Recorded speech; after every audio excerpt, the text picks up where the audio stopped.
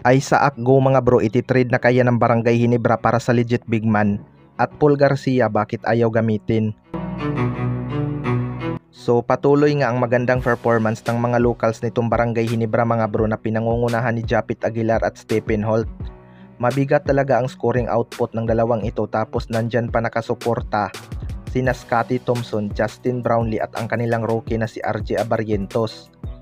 Speaking of rookie mga bro, maraming ang naghahanap kay Paul Garcia kung bakit hindi ito binibigyan ng playing time ni Coach Tim Cone. Well, para sa akin mga bro, role player nga lang itong si Paul Garcia at maganda din ang inilalaro ng mga guard nitong Barangay Hinebra, kaya hindi ito na isisingit ni Coach Tim Cone. Alam naman natin na hindi mahilig gumamit ng rookie itong si Coach Tim Cone, lalo na kapag hindi ganun kalaki ang impact sa opensa. Pero kung ipasok naman itong si Paul Garcia mga bro, nararamdaman naman ang kanyang depensa.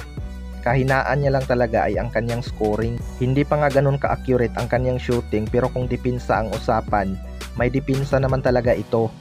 Ayon din kay Coach Tim Cone mga bro ay baka maging malapiji Simon nga daw itong si Paul Garcia.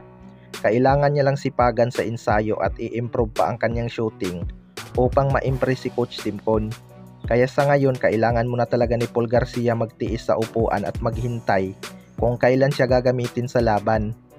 Sa kabilang banda naman mga bro ay Isaac Go, ititrade na kaya ng Barangay Hinebra sa legit big man. Ito ngang si Isaac Go ay hindi pa talaga nakikitaan ng magandang performance sa 5 laro ng Barangay Hinebra. Kontra Phoenix nga ay napagsabihan pa ito ni Coach Tim Cone dahil kakapasok pa lang turnover na agad tapos naskoran pa ng kalaban. Kahit ang ibang fans ng Barangay Hinebra mga bro ay hindi nga masaya sa pinapakitang performance nito at gusto na nilang matrade ito sa isang legit big man. May mga dumidipinsa din naman sa kanya mga bro at sinasabing nag-a-adjust pa lang ito sa sistema ni Coach Tim Cone. Well, para sa akin mga bro, hati din talaga ang opinion ko dito kay Isaac Go. Alam naman natin na hindi talaga ito yung tipo ng player na malakas maglaro sa ilalim. Stretch big nga itong si Isaac Go at more on outside play. Halata din sa kanyang mga tira na may pressure pa talaga ito dahil alam niya nga na maraming mga bad comment kapag hindi maganda ang kanyang maipapakita sa Barangay Hinebra. Pwede rin naman nila itong i-trade mga bro kung hanap nila ay solid center para maging kapalitan ni Japit Aguilar.